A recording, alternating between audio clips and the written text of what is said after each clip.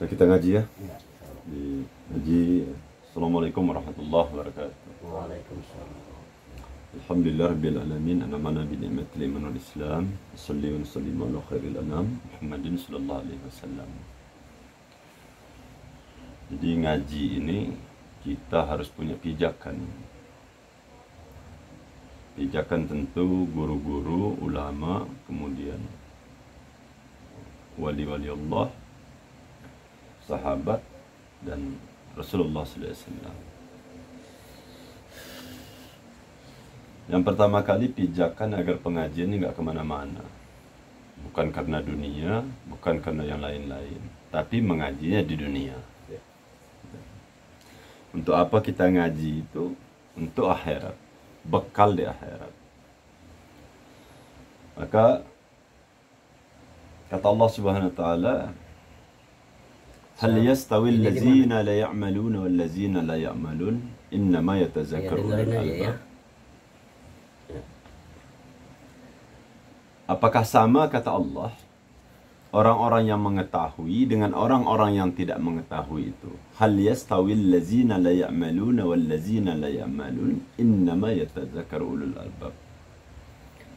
Dan sungguh, kata Allah, hanya orang-orang yang berakal sehat sajalah yang dapat mengambil pelajaran itu.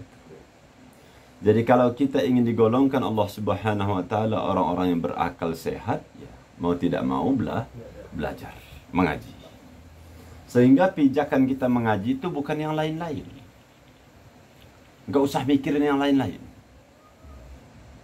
Yang kedua, yarfa'illahu allazina amanu minkum wallazina utul ilma darajat wallahu bima ta'maluna khabir. Niscaya Allah akan mengangkat derajat orang beriman. Kita hampir keluar iman. Diangkat Allah Subhanahu wa taala. Diperbaiki Allah Subhanahu wa taala, baik amal, keluarga, segala macam diperbaiki Allah. Setelah kita betul-betul beriman kepada Allah Subhanahu wa taala. Dan beberapa derajat lagi, kata Allah Subhanahu wa taala, setelah orang itu beriman. Siapa mereka itu?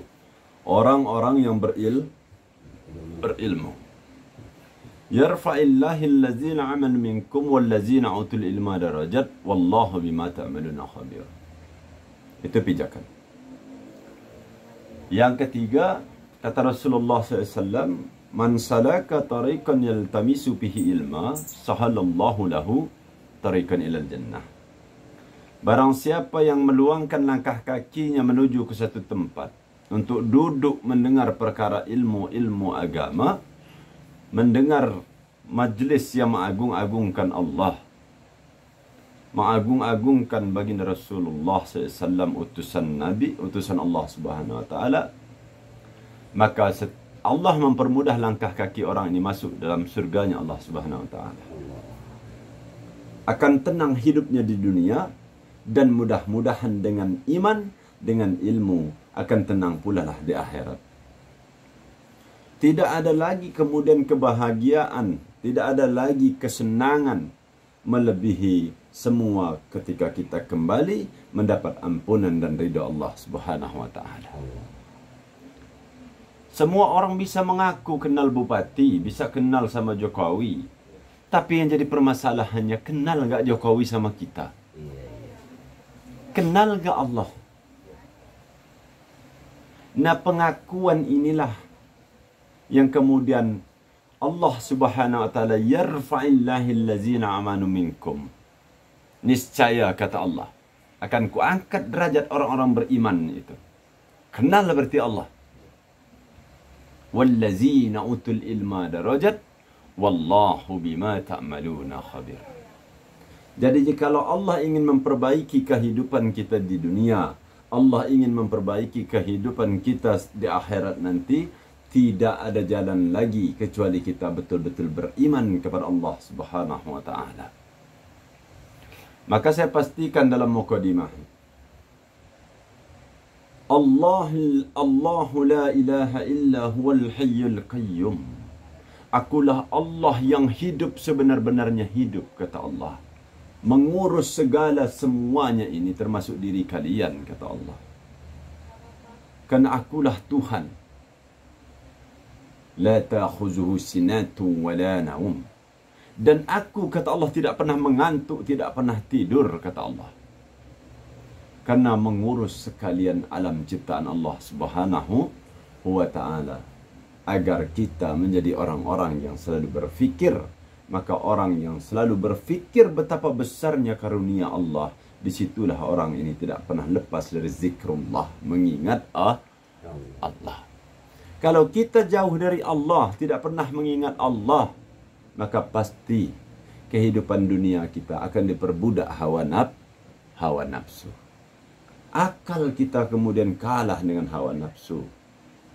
Sedangkan kita diciptakan Allah, wa ma khalaqtul jinna wal insa illa liya'budun.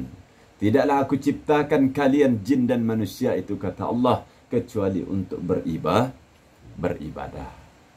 Maka ibadah yang luar biasa, yang tidak tanggung-tanggung, bahkan diamini para malaikat, adalah pengajian-pengajian seperti ini. Kenapa? Oh, tidak hanya cukup beriman. Bahkan kata Allah SWT, dia akan mengangkat derajat, beberapa derajat lagi di atas beriman, yakni orang-orang yang berilmu. Karena untuk mengakui Tuhan, bertemu dengan Allah, cukup dengan ilmu. Kita nggak perlu lagi harus mukjizat. Ada orang bisa belah laut. Ada orang yang macam-macam bisa menghidupkan orang. Tapi dulu ada orang yang bisa membelah laut. Ada orang yang bisa menghidupkan orang. Akhirnya di zaman itu pula banyaklah orang tetap tidak beriman kepada Allah Subhanahu Wa Taala. Maka inilah sempurnanya kita jadi umat Rasulullah, karena menjadi orang-orang yang berfikir betapa maha besarnya Allah, betapa kuasanya Allah. Dengan melihat segala ciptaan Allah, kita yakin betul bahwa kita tidak pernah salah memilih Tuhan. Dialah Tuhan yang sebenar-benarnya, Allah Subhanahu Wa Taala, yang tidak pernah mati, yang tidak pernah mengantuk, dan tidak pernah tidur, mengurus segala sesuatunya, termasuk diri kita ini. Nasi disiapkan Allah, segala disiapkan Allah. Allah nggak butuh, yang butuh kita, agar kita mensyukuri nikmat Allah. Tapi kalau kemudian kita bermain-main, kita tidak mensyukuri nikmat Allah Subhanahu Wa Taala, maka sungguh, kata Allah Subhanahu Wa Taala, azabku sangatlah pedih. Syukuri saja, nikmati sajalah hidup. Nah, itulah pijakan kita dulu, bahwa yarfa'illahil ladzina amanu minkum wal ladzina utul ilma darajat wallahu bima ta'maluna khabir. Man salaka tariqan yaltamisu bihi ilma sahalallahu lahu tariqan ilal jannah. Barang siapa yang meluangkan langkah kakinya menempuh satu jalan untuk duduk di majlis-majlisnya para malaikat, mendengarkan ilmu, pentingnya kita beriman kepada Allah, taat kepada Allah, kemudian berbaik kepada seluruh ciptaan Allah Subhanahu Wa Taala. Kata Rasulullah, semut-semut, ikan-ikan yang ada di dalam air itu memohonkan pengampunan kepada Allah Subhanahu Wa Taala. Allah alam bisawab.